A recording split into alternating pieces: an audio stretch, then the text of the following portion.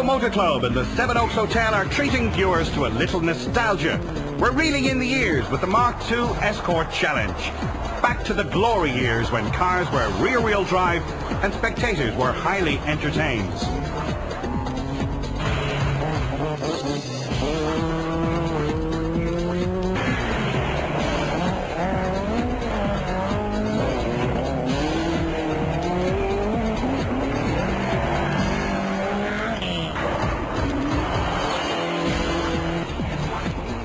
The Mark II Escort Challenge has been the event of the year that many have been waiting for, and thanks to Carlow Car Club, this day has finally arrived. 57 Mark II Escorts will take to the stages of Carlow this weekend, and amongst them is the legendary and spectators' delight, Mr. Billy Coleman. Many will be looking forward to seeing Billy, including myself. Hope you enjoyed as much as we do.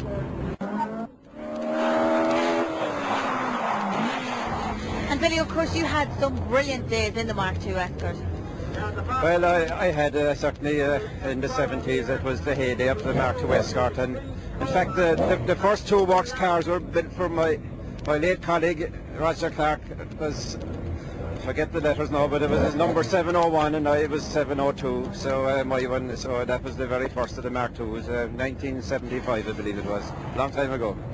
And what do you think about this Mark II Escort Challenge now taking place in Carlow? Do you think it might be potential for it to continue on? Well, I think it's a great idea because the problem nowadays is the sport has got so expensive at the top end that, I mean, certainly for young drivers, they just happen to hope in hell the vast majority of ever getting into a car that's capable of winning, whereas they can go into a Mark II challenge such as this and you know, with a chance of winning.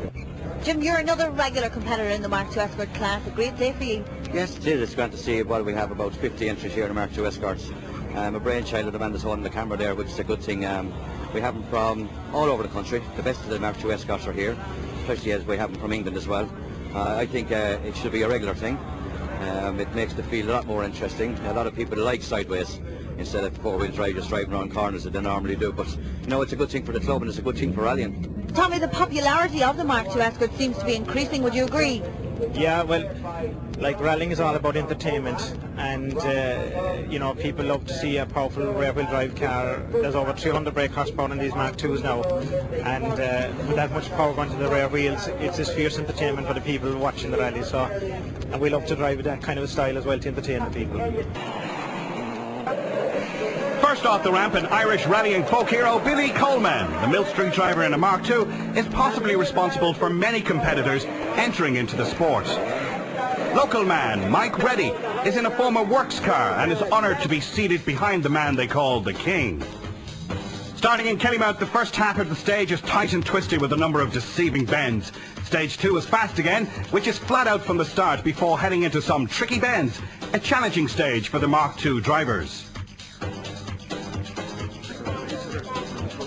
First on the start line of the first stage, Billy Coleman with Paul Kelly calling the notes. 2, 1, go! 80, mid left, right 100. The ex-works driver has lost none of his skill, but the newly built car is sounding a bit off down in power, which will post a disappointing time. Mid left,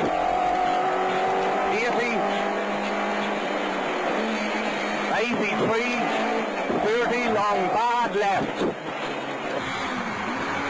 In determined form to do well on his local event, Mick Reddy is in for a disappointing surprise. As Terence O'Shaughnessy calls the hairpin right, the car exits the junction, but it all goes wrong from there on the very first stage.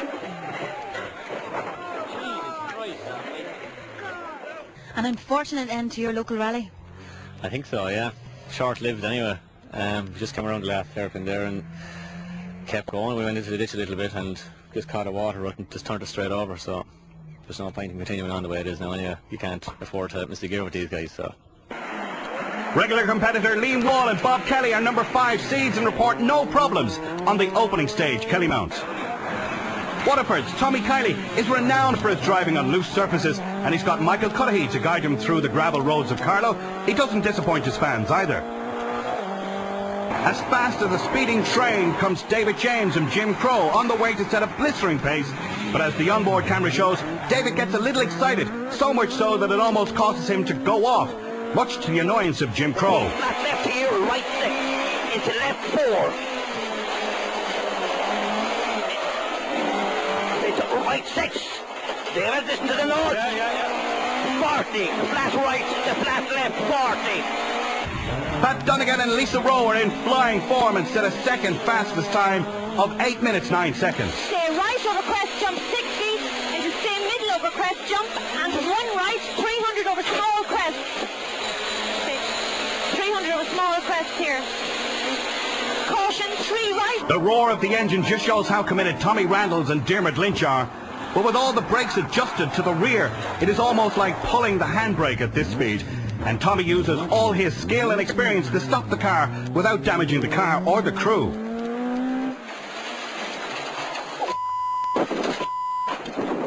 Go on, get first again. 200. Long easy left, continues over small crest, 200.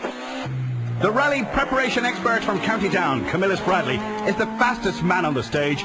Guided by Danny O'Neill, they are 5 seconds faster than anyone else. A more cautious approach is taken by Trevor Culbert and James Glynn on the tighter parts of the course. All efforts come to nothing when the engine blows on stage 2. Eamon Murphy and Keith Martin will be back in the body shop after this incident when they damage their immaculate car and lose quite a lot of time in the process.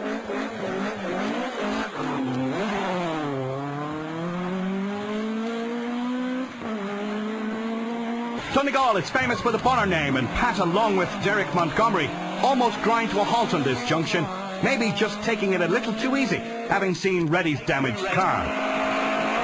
60 over bump and 3 left. Over bump 80, bump 8. And 2 right, 130.